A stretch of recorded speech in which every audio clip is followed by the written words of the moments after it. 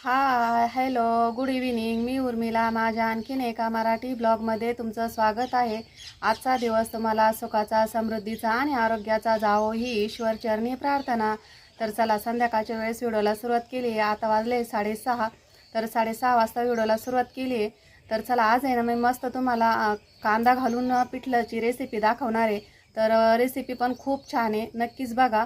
तर चला, video skip न करता पूर्ण बघा. तर आज मस्त मेनू आहे, पिठलं पोळी करणार आहे मी. आणि पिठलं आहे ना कांदा घालून करणार आहे. तर माझ्या पद्धतीने कसं पिठलं करणार आहे ही रेसिपी तुमच्या संग शेअर करणार आहे. तर व्हिडिओ स्किप न करता पूर्ण बघा. आणि आज बघा, दिवसभर आज पाऊस आला नाही, गरम खूप झालं आहे पण पाऊस काही आला नाही आणि ऊन काही पडलंच नव्हतं. तर असंच ढगाळच वातावरण होतं. पण खूप असं ढगाळ वातावरण होतं, खूप बोर दिवस गेला आजचा. तर पाऊस आल्यानंतर खूप प्रसन्न दिवस जात असतो, पण आजचा दिवस खूप बोर गेला.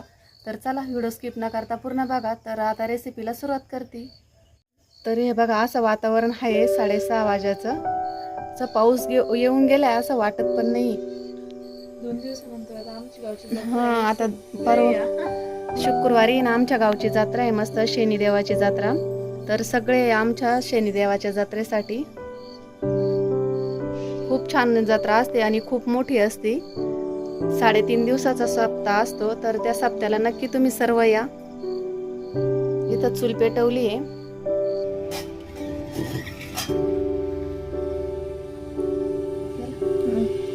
तर हे बघा, आता आहे ना मला पिठलं करायचं आहे ना, कांदा घालून करणार आहे मी. त्यासाठी एक मिडियम आकाराचा कांदा कापून घेतलाय. आणि इथं आहे ना हिरवी मिरची, लसूण आणि जिरे ठेचून घेतले मस्त याच्यामध्ये, खलबत्त्यामध्ये. जास्त बारीक नाही केले आणि जास्त जाड पण नाही. हे बघा, अशा पद्धतीने. आणि पीठ घेतलंय, 1 वाटी भरून पीठ घेतलंय डाळीचं. आणि इथं मसाल्याचा डबा, मीठ आहे. तर चला, आता आपण रेसिपी सुरू करू. तर बघा, इथं आहे ना सर्व साहित्य घेतलंय मी, तुम्हाला परत जवळून दाखवते. मसाल्याचा डबा घेतलाय, कांदा कापून घेतलाय एक, आणि हिरवी मिरची, जिरे, लसूण ठेचून घेतलंय वाटीमध्ये. आणि 1 वाटी भरून आहे ना डाळीचं पीठ घेतलंय. तर असं एवढं साहित्य, 1 तांब्या भरून आहे ना पाणी घेतलंय. आता ना कढई गरम करायला ठेवली आहे. कढई चांगली गरम झाली, त्यामध्ये ना आपण तेल टाकू. तर तेल आहे ना थोडं जास्तच टाकलंय मी, 3 पाळ्या तेल टाकलंय. आणि तेल टाकल्यानंतर आहे ना तेल चांगलं तापू द्यायचं. आणि त्यानंतर आपण फोडणी द्यायला घेऊ, म्हणजे आहे ना कडक फोडणी बसते. तेल तापलंय, 1 चमचा मोहरी टाकते. मोहरी चांगली तडतडली, जिरे टाकते. आणि त्यानंतर कांदा टाकते. जिरे मोहरी तळल्यानंतर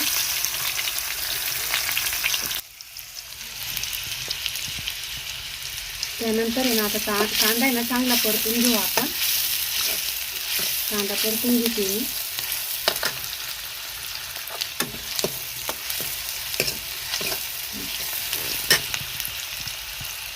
तर बघा, कांदा आपला छान असा गुलाबी कलरवर झाला आहे. यामध्ये ना आपण हा मिरचीचा ठेचा टाकू. हा मिरचीचा ठेचा तुमच्या आवडीने टाकायचा आहे. मी 2 चमचे टाकते, थोडंसं वरती. हा पण चांगला तळून घ्यायचा आहे तेलामध्ये. तुम्ही यामध्ये ना हिरवी मिरची कापून पण टाकू शकता, पण मी ठेचून टाकली आहे. याने ना थोडा तिखटपणा चांगला येतो पिठल्याला. तर बघा, मिरची पण चांगली तळली. आता आपण यामध्ये ना हळद टाकू.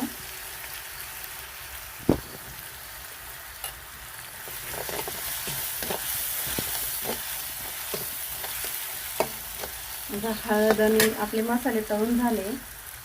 यामध्ये ना पाणी टाकायचं. आपण आदनाचं पिठलं करणार आहे.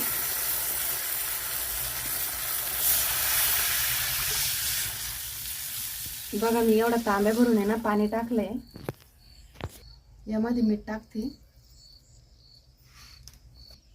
हलवून घे.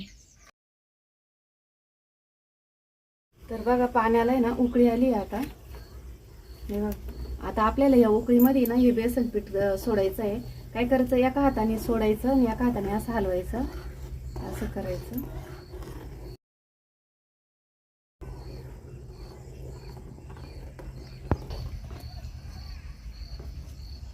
बघा, अशा प्रकारे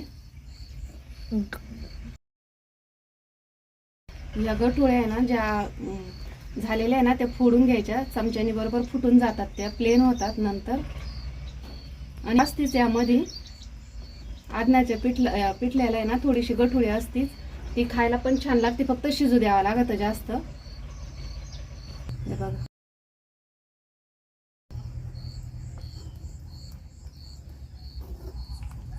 अशा पद्धतीने होतं. यामध्ये ना मी थोडीशी कोथिंबीर टाकते.